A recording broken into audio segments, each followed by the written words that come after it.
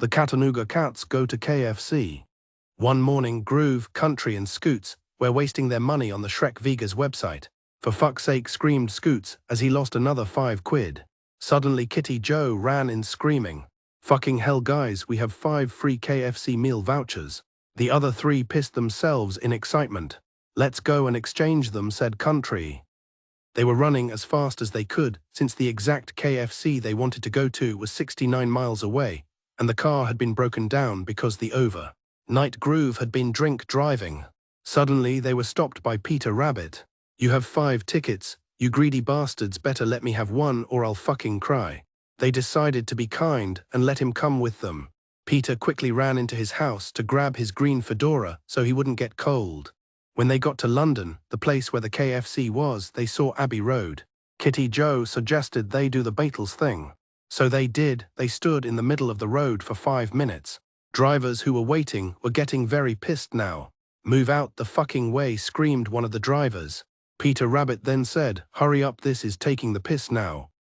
Meanwhile at KFC, the dumbass Loud family were blocking the entrance and not letting anyone in. "What the freaking hell," cried Peter Griffin, who had come for his lunch. "Move out the way before I kick your fucking ass," said Wankstain. Fred Flintstone was shouting really loud, "I'm really hungry, so please move." But the stupid Loud family wouldn't budge. "This is why nobody likes your show," said Fred. Groove saw the Loud family blocking the entrance, so he asked them nicely, "Do you mind moving out the way so me and my friends can get in?" "Fuck off," said Lincoln, the white-haired prick. Groove started to get angry and had a 5-hour-long argument with them. Peter Rabbit then suggested just to ignore them and walk off. So they did. "We can go to one of the knock-off ones," suggested Scoots. The gang all agreed. The Cattanooga Cats slowly walked away sadly. "Why the fuck does this always happen?" said Country. Kitty Joe then asked the Loud family being assholes. Country then replied, "No, I mean whenever something sad happens it just starts pissing it down and sad music starts playing." No one knew the answer to that. They walked up to the KFC knockoff. It was called Wank Chicken. "What a weird name," said Kitty Joe. "It's better than nothing," said Groove. The gang were scared to walk in because the place looked really shitty. The Cattanooga Cats entered the restaurant, just to see the only item that was being served was shit with sugar on. "What the fuck," yelled Peter. The owner of the restaurant came up to them and said, "I was the highest earning restaurant in the area. Until a few minutes ago when he came in. The man had a laser gun. He turned all my food and my chefs into shit. There was nothing I can do. You'll have to eat somewhere else." The Cattanooga Cats were pissed. They had nowhere to eat.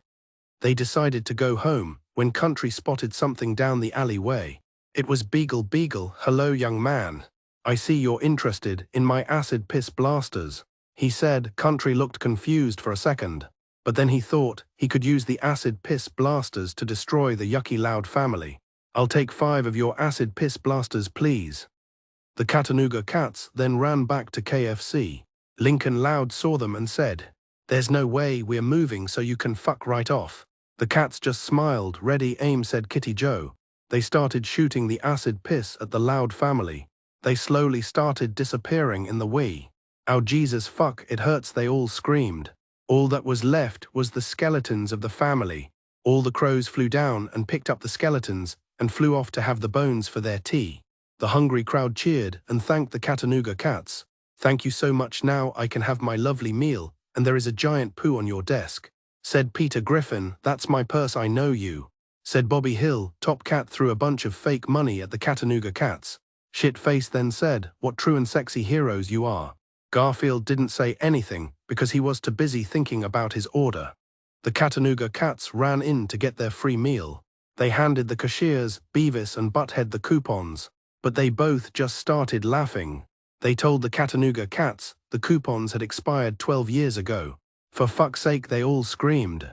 But then Groove told the gang if they wait here he would go and retrieve some money from the bank so they could have their meal. The Cattanooga Cats all agreed. "Don't be too fucking long, I'm starving," said Peter Rabbit. Groove went to walk to the bank, but when he opened the door he saw a horrible sight. The Willies from Mars were attacking and destroying the city, and all the manchildren who had been locked away had escaped and were now bashing people's opinions. "Who the fuck let this happen?" cried Groove. He didn't expect an answer. "I did," cried PSB 5000. "I'm the reason the man-children are free."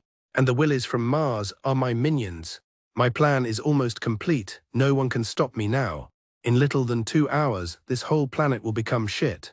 Groove looks stunned, and there's no magic mirror to stop me. Once again, to be continued. Shit, it's slowly connecting now.